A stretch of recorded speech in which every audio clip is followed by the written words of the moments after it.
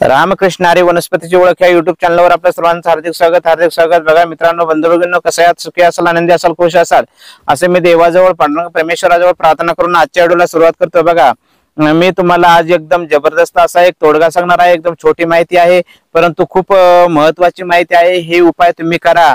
बघा, गरिबी दूर करण्यासाठी, दरिद्रता दूर करण्यासाठी काही वनस्पतींचा उपयोग केला जायचा पूर्वीच्या काळी, परंतु आता आपल्या विसरून गेलेला आहे। आपल्या पूर्वज आपले करायचे आणि पूर्वी सगळे लोक सारखे होते, त्याच्यामुळे कोणी कोणाचा द्वेष आणि मच्छर करत नव्हता। आता ज्या शर्यतीच्या युगामध्ये काही लोक पुढे काही लोक मागे, त्याच्यामध्ये द्वेष आणि मच्छर होतो। पूर्वी सगळ्याच लोकांक भरपूर आपलं खाणं पिणं आणि जीवन जगण्याचं साधन सर्वांजवळ सारखं होतं। आता ते राहिलेलं नाहीये, म्हणून लोक कायांचा द्वेष आणि मच्छर करतात। तर त्याच्यासाठी मी तुम्हाला एकदम एक जबरदस्त उपाय सांगत आहे। बघा, मी प्रत्येक वेळेस सांगत असतोय की तुम्ही ज्या ज्या वेळेस हे तोडगे ताडगे किंवा तांत्रिकचे उपाय किंवा व्हिडिओ जर बघत असाल तर तुमच्या अंतःकरणामध्ये श्रद्धा, आत्मविश्वास, देवावर भरोसा, श्रद्धा, गुरुमुखी जर असाल तरच ते व्हिडिओ बघत चला, नाही तर हे व्हिडिओ बघू नका। कारण हे व्हिडिओ बघून नुसते टाइमपास काही करून उपयोग नाही, कारण तुम्हाला याचा रिझल्ट येणार नाही। तुम्ही फक्त स्वार्थासाठी काही कराल तर त्याचा तुम्हाला रिझल्ट येणार नाही। कारण जनहित जनकल्याणासाठी किंवा तुम्ही अंतःकरणामध्ये श्रद्धा आणि पवित्रता ठेवून जर हे कार्य केलं तर हे कार्य तुमचं सक्सेस होईल। बघा, आज मी तुम्हाला एकदम जबरदस्त उपाय सांगत आहे। धनप्राप्तीसाठी एक उपाय, धनप्राप्तीसाठी, श्रीमंत होण्यासाठी, तुमची दारिद्र्यता जाण्यासाठी, गरिबी जाण्यासाठी, श्रीमंत होण्यासाठी। तुम्ही नाही जरी मोठे श्रीमंत झाला तरी कमीत कमी खाऊन पिऊन सुखी समाधानाने या जगामध्ये वावरणार इतके तर श्रीमंत नक्कीच होणार, असा मी तुम्हाला एकदम एक जबरदस्त उपाय सांगत आहे। परंतु हा उपाय व्यवस्थित ऐका, व्यवस्थित करा।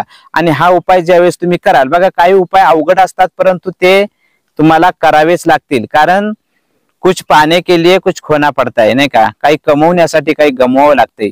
तर बघा, ज्या वेळेस आपण हे उपाय करण्यासाठी आपल्याकडे पवित्रता पाहिजे, चारित्र्य पाहिजे, पवित्रता, शुद्धता पाहिजे।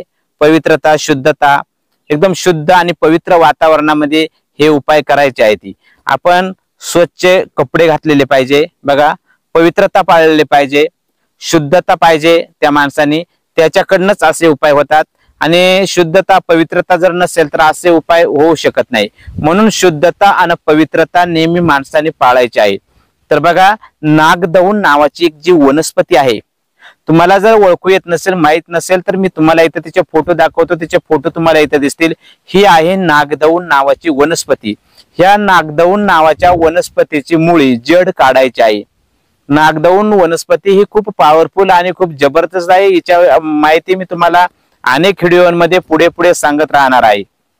तर बघा, नागदौन वनस्पतीची मुळी जड पुष्य नक्षत्रावर काढून आणायची आहे, तिची पूजा विधी करायची आहे। आता प्रत्येक व्हिडिओमध्ये मी सांगतोच म्हणजे तुमच्या लक्षात येईल, कारण विधिवत मुळी काढून आणल्याच्या नंतर तिची स्नान वगैरे घालून पूजा करून वस्त्रावर स्थापन करून ती अर्धांतरी ठेवायची आहे।